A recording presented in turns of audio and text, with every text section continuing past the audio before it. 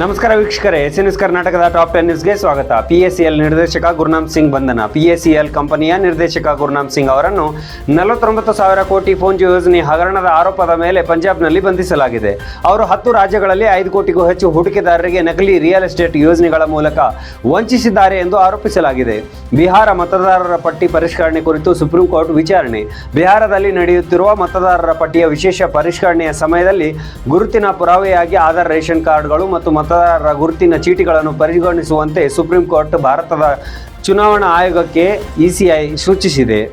ವಡೋದರ ಸೇತುವೆ ಕುಸಿತ, ಎಚ್ಚರಿಕೆಗಳನ್ನು ನಿರ್ಲಕ್ಷಿಸಲಾಗಿದೆಯಾ? ಗುಜರಾತ್ನ ವಡೋದರ ಜಿಲ್ಲೆಯ ಸೇತುವೆಯ ಒಂದು ಭಾಗ ಕುಸಿದು ಕನಿಷ್ಠ 18 ಜನರು ಸಾವನ್ನಪ್ಪಿದ್ದಾರೆ ಅನ್ನುವಂಥ ಮಾಹಿತಿ ಇರುವಂಥದ್ದು.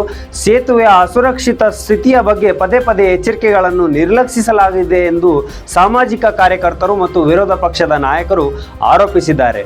ಕಾರ್ಟೂನಿಸ್ಟ್ ವಿರುದ್ಧ ಮಾನನಷ್ಟ ಮೊಕದ್ದಮೆ. ಪ್ರಧಾನಮಂತ್ರಿ ಮತ್ತು RSS ಕಾರ್ಯಕರ್ತರ ಬಗ್ಗೆ ಆಕ್ಷೇಪಾರ್ಹ ಕಾರ್ಟೂನ್ಗಳನ್ನು ಸಾಮಾಜಿಕ ಜಾಲತಾಣಗಳಲ್ಲಿ ಪ್ರಕಟಿಸಿದ ಆರೋಪದ ಮೇಲೆ FIR ದಾಖಲಾದ ನಂತರ ಇಂದೋರ್ ಮೂಲದ ಕಾರ್ಟೂನಿಸ್ಟ್ ಹೇಮಂತ್ ಮಾಳವೀಯ ಸುಪ್ರೀಂ ಕೋರ್ಟ್ನಲ್ಲಿ ನಿರೀಕ್ಷಣಾ ಜಾಮೀನು ಕೋರಿದ್ದಾರೆ. ಏಕಕಾಲೀನ ಚುನಾವಣೆ ಮಸೂದೆ ಪರಿಶೀಲನೆ. ಏಕಕಾಲೀನ ಚುನಾವಣೆ ಮಸೂದೆಯನ್ನು ಪರಿಶೀಲಿಸುತ್ತಿರುವ ಸಂಸದೀಯ ಸಮಿತಿಯ ಮುಂದೆ ಭಾರತದ ಮಾಜಿ ಮುಖ್ಯ ನ್ಯಾಯಮೂರ್ತಿಗಳಾದ JS ಖೇಯರ್ ಮತ್ತು DY ಚಂದ್ರಚೂಡ್ ಹಾಜರಾಗಿದ್ದರು.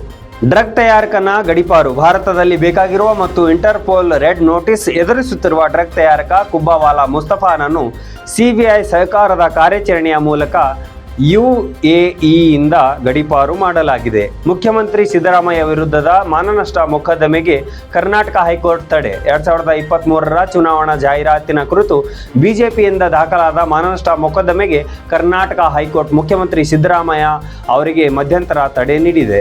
ಮುಂಬೈನಲ್ಲಿ ಟೆಸ್ಲಾ ಮೊದಲ ಭಾರತೀಯ ಮಳಿಗೆ. ಟೆಸ್ಲಾ ಜುಲೈ 15ರಂದು ಮುಂಬೈನಲ್ಲಿ ತನ್ನ ಮೊದಲ ಅನುಭವ ಕೇಂದ್ರವನ್ನು ತೆರೆಯಲಿದೆ. ಅಲ್ಲಿ ಸಂದರ್ಶಕರು ಕಂಪನಿಯ ಎಲೆಕ್ಟ್ರಿಕ್ ವಾಹನಗಳು ಮತ್ತು ತಂತ್ರಜ್ಞಾನವನ್ನು ಅನ್ವೇಷಿಸಬಹುದು. ಭಾರತೀಯ ಕರಾವಳಿ ರಕ್ಷಕ ದಳದಿಂದ 2 ಅಮೆರಿಕನ್ ಪ್ರಜೆಗಳ ರಕ್ಷಣೆ. ಭಾರತೀಯ ಕರಾವಳಿ ರಕ್ಷಕ ದಳವು ಅಂಡಮಾನ್ ಮತ್ತು ನಿಕೋಬಾರ್ ದ್ವೀಪಗಳ ಕರಾವಳಿಯಲ್ಲಿ ದೋಷಪೂರಿತವಾದ ತಮ್ಮ ನೌಕೆಯಿಂದ 2 ಅಮೆರಿಕ ಪ್ರಜೆಗಳನ್ನು ರಕ್ಷಿಸಿದೆ.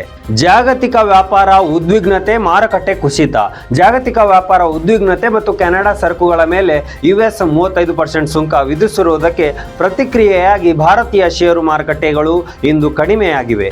TCS ನಂತಹ IT ಷೇರುಗಳ ಮಾರಾಟದ ಒತ್ತಡವು ಕುಸಿತಕ್ಕೆ ಕಾರಣವಾಯಿತು.